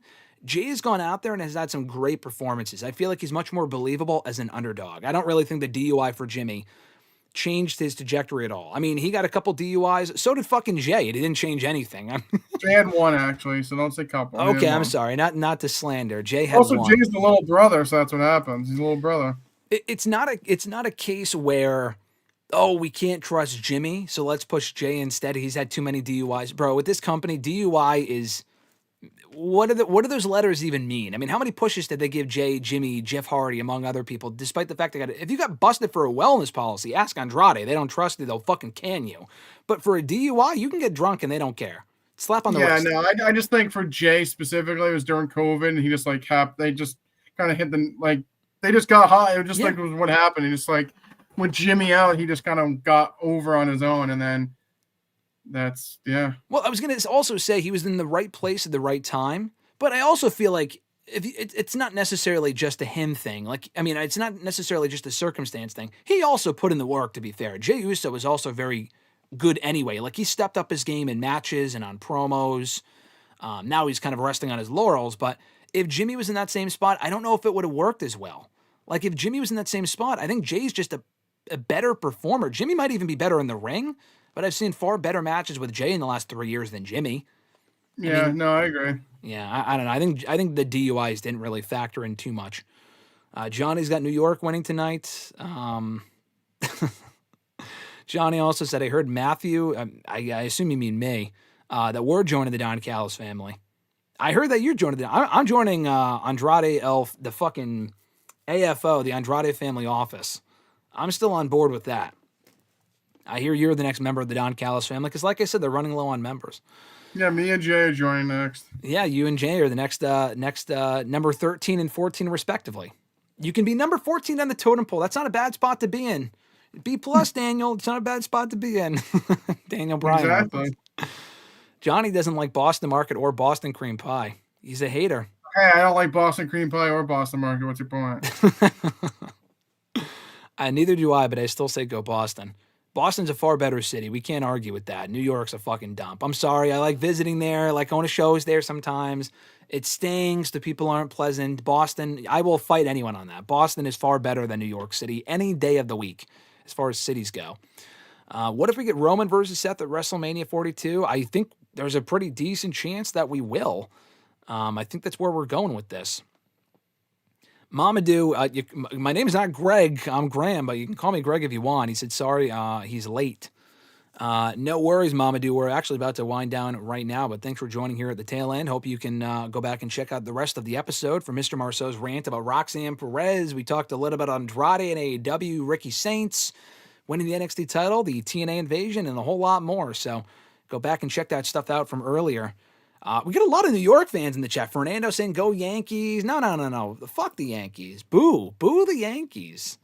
Red Sox fans here, people. Let's go. Let's go Red Sox. And WWE doesn't care about jail records for their biggest stars. No, evidently not. Fernando asked, was bringing back RJ a part of the plan the entire time, Graham? Yeah, it was long-term storytelling. I just wanted to see how he'd react. It was always the plan to fire him and then to rehire him to WrestleRant Radio a month later. It was always the plan, unless it wasn't, because I was just doing it because I had some bad advice, and it didn't go well. Okay, I'm not going to rewrite history there. I'll tell you how it is. I made a mistake. I've apologized to 4 million times. He'll never let me live it down. But guess what? He's here now. He's back with us, and he's brought his trusty notebook full of receipts. Nathaniel said, would you like to visit LA? LA is a toilet, though. I've been to LA. LA is better than New York. Boston's better than LA. I can't. I don't like either LA or New York. Well, yeah, you were there, right, for the World Series a few years ago. In 2018, yeah, but I would never want to go back. You flew in quickly, flew out. I have no desire to go back. The real place to go over there, Anaheim. I love Anaheim because Anaheim is where Disneyland is. Far better. Far would recommend that. LA was not was not pleasant. We'll end with this. Alexis said, I think once RJ got his very first fresh fade, GSM reeled back in. I probably did, honestly. My hair was pretty rough at points when we were in school because we obviously weren't home, but I do think at the time that you did call me back, I did have a fresh fade.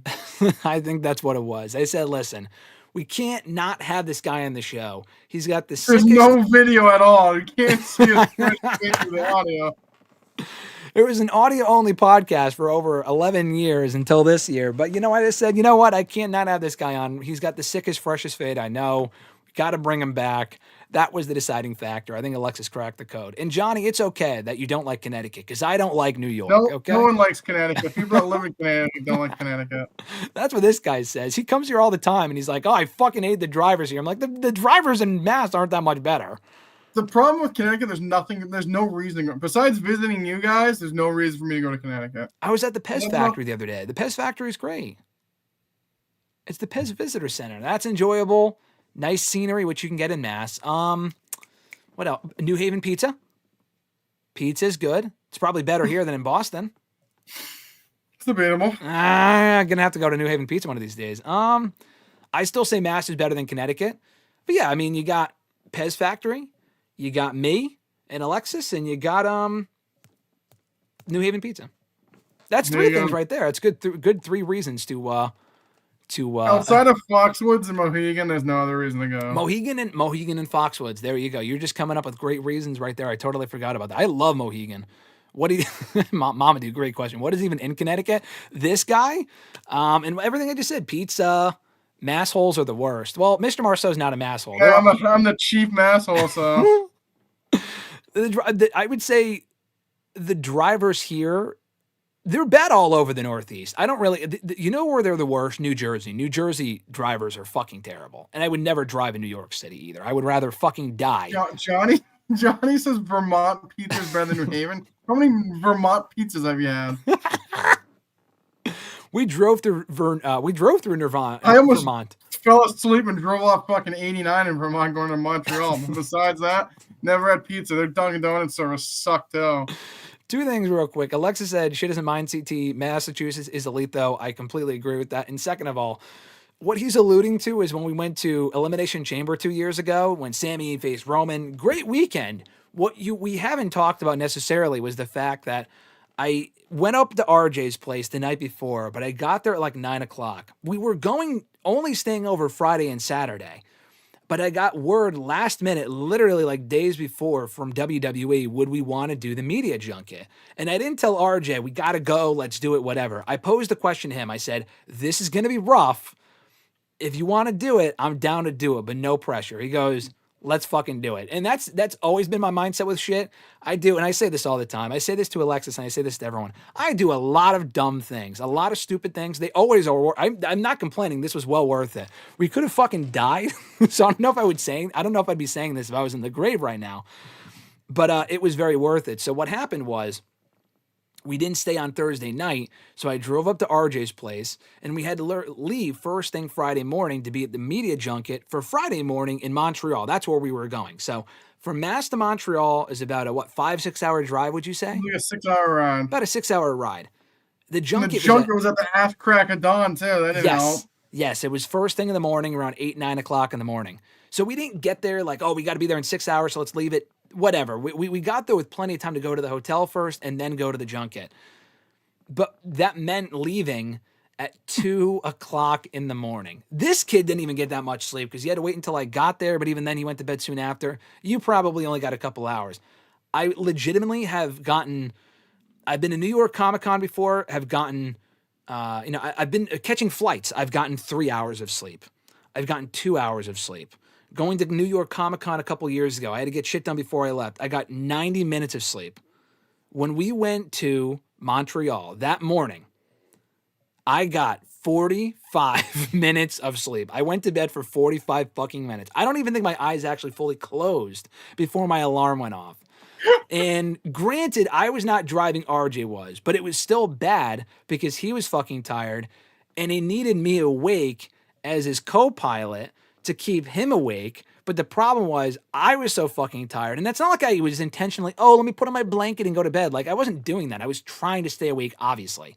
But we're driving through fucking nothing for at least an hour or two at the dark as shit because it's 2 o'clock in the morning. Dark as fuck. And I'm passing out got a podcast on, and I'm falling asleep. RJ looks over. I'm falling to the side.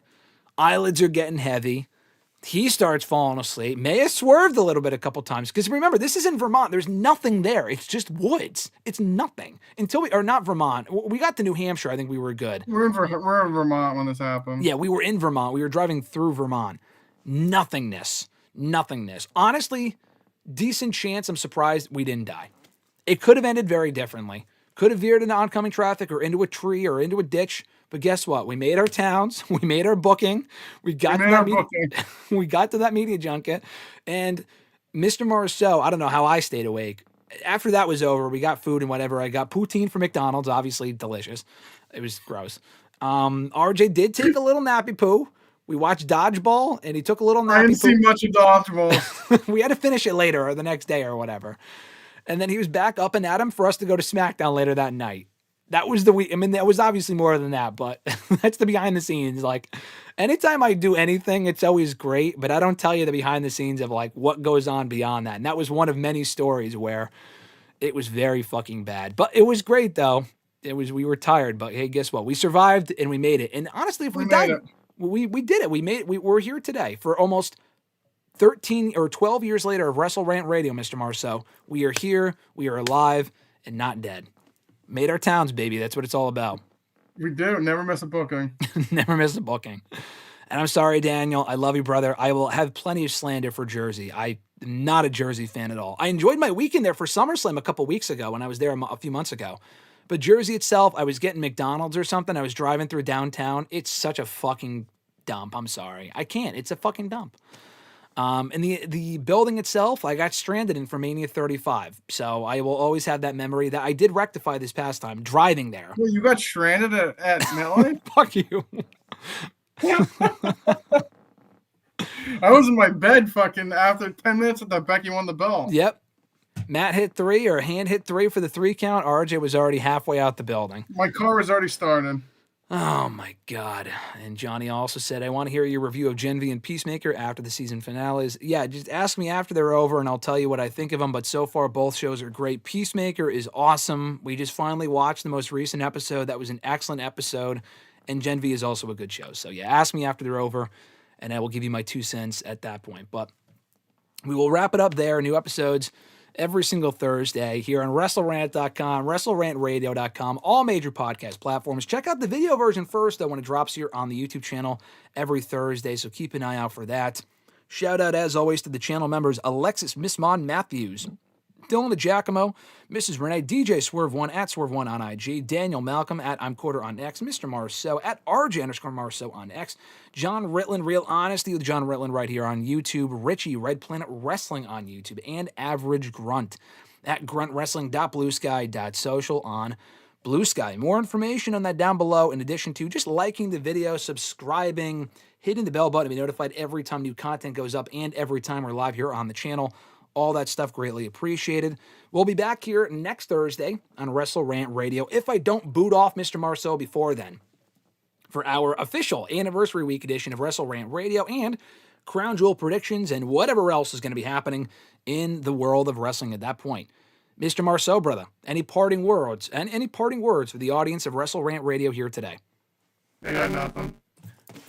You know what I was going to fucking say? I was just about to say we made it through an entire episode without Robot RJ, and literally, it just went to Robot Voice. I swear to God, it literally just happened with seconds to go before we fucking went off the air. I don't know why it did that. It's my fault, not Mr. Marceau's fault. But for Robot, Mr. Marceau, RJ over there, I am Graham GSM Matthews. We'll catch you guys next week here on WrestleRant Radio. Until then, we'll catch your ass down the road. Peace.